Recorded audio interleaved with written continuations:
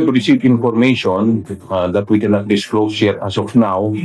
All I could say is, based on that information, there were some other people involved. We're not stopping with the arrest of these two.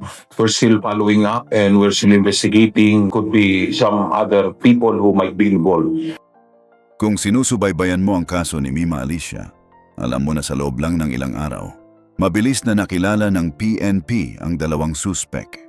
Isang bagay na bihira nating nakikita sa ganitong bilis sa Pilipinas.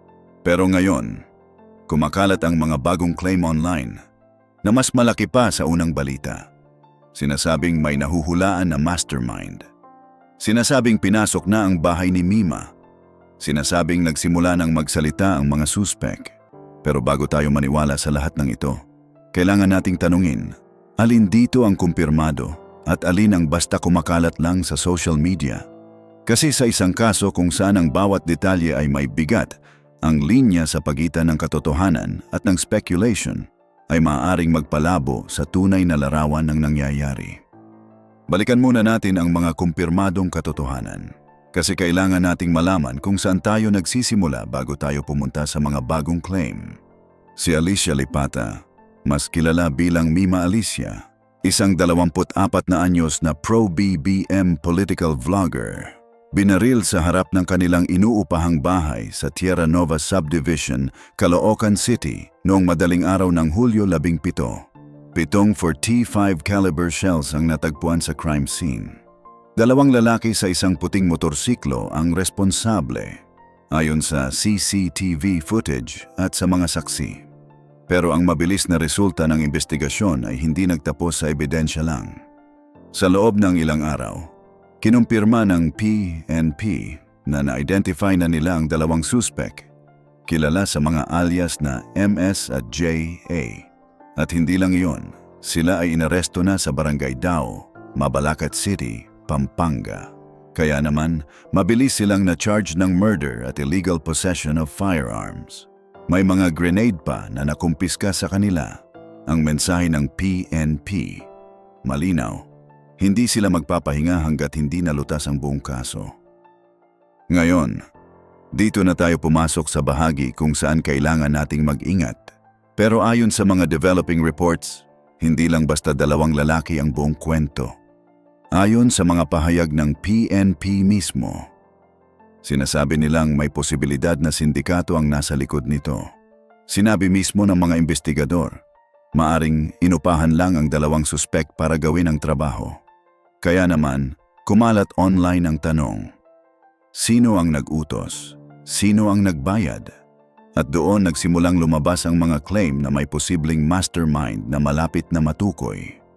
Pero mahalagang bigyang diin dito, hanggang sa kasalukuyan, walang opisyal na pahayag mula sa PNP na nagkukumpirma ng eksaktong pangalan o pagkakakilanlan ng anumang mastermind. Ang sinasabi nila, patuloy silang nag-iimbestiga. Tinitingnan nila ang lahat ng anggulo, kasama ang political motive, kasama ang personal na relasyon ni Mima, kasama ang posibleng koneksyon sa isang sindikato. Kaya naman kung babasahin natin ang mga viral na post tungkol sa mastermind tukoy na, mahalagang tandaan, maaaring ito ay bahagi ng normal na proseso ng investigasyon kung saan may mga leads na sinusubaybayan, pero hindi pa ito kumpirmadong resulta. Ngayon, pag-usapan natin ang claim tungkol sa bahay ni Mima na pinasok. Pero saan nagmula ang claim na ito? Base sa mga umiikot na balita, posible itong nagmula sa normal na crime scene investigation, kung saan pumasok ang mga investigador sa bahay ni Mima para maghanap ng ebidensya. Isang standard procedure sa bawat kasong ganito. Kaya naman, kung ito ang totoong nangyari, hindi ito dapat ikagulat o ikatakot. Ito ay normal na hakbang ng investigasyon. Kinukuha nila ang mga digital devices, mga dokumento, mga posibleng lead na maaaring makatulong sa kanilang kaso. Pero kung ang ibig sabihin ng pinasok na ito ay isang bagay na mas malalim, tulad ng isang hinalang paglabag sa privacy ng pamilya o isang bagay na hindi na authorize, kailangan muna natin ito ng opisyal na kumpirmasyon bago tayo mag-conclude. Kaya naman, ang pinaka-responsableng gagawin natin dito ay hintayin ang official statement mula sa PNP mismo tungkol sa detalye ng anumang paghahalughog sa bahay ni Mima.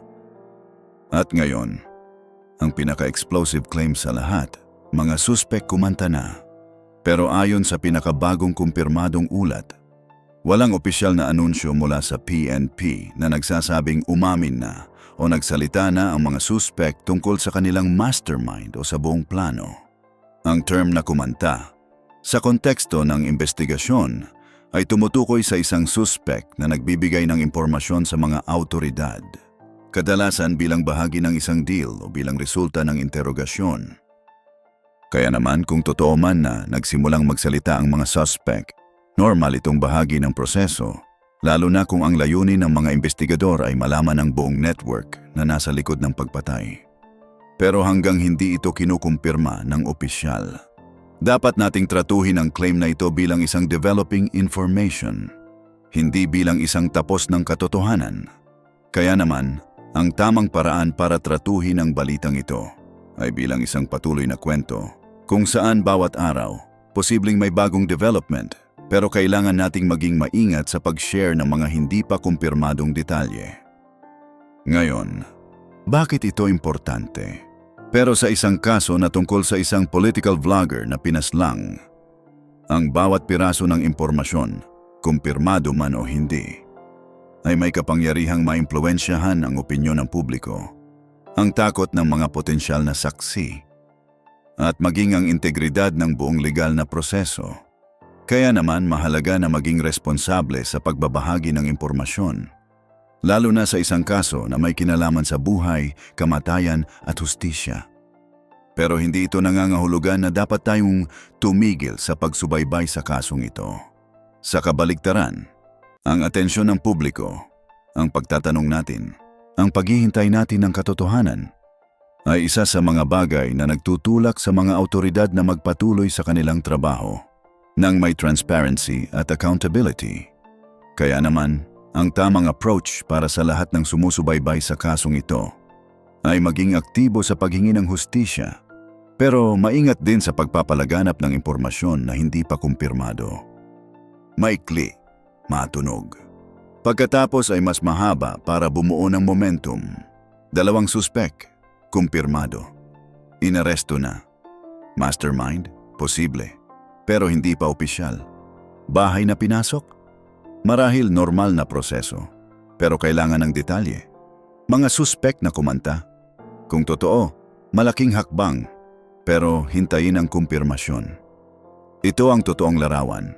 Isang kaso na gumagalaw ng mabilis, kung saan ang linya sa pagitan ng katotohanan at speculation ay kailangan nating bantayan ng mabuti.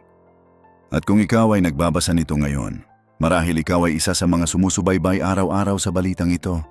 Naghahanap ng katotohanan, naghahanap ng hustisya para kay Mima. Naintindihan ang pagkabalisa mo, pero hayaan mong ipaalala ko sa iyo. Sa isang kaso na ganito importante, mas mahalaga ang katotohanan kaysa sa bilis. Mas mahalaga ang paghihintay ng tamang impormasyon kaysa sa pagtalon sa mga konklusyon na hindi pa kumpirmado.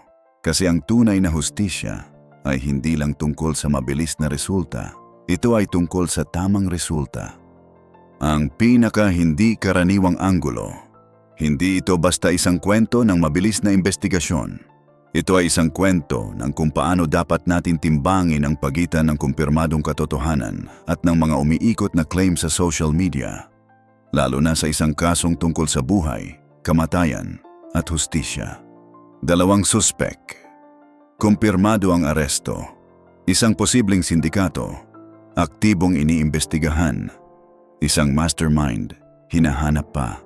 Mga bagong claim online, patuloy na sinusuri. Ito ang tunay na kalagayan ng kaso ni Mima Alicia sa kasalukuyan. Hindi kumpleto ang kwento, hindi pa tapos ang laban para sa hustisya. Pero isang bagay ang malinaw.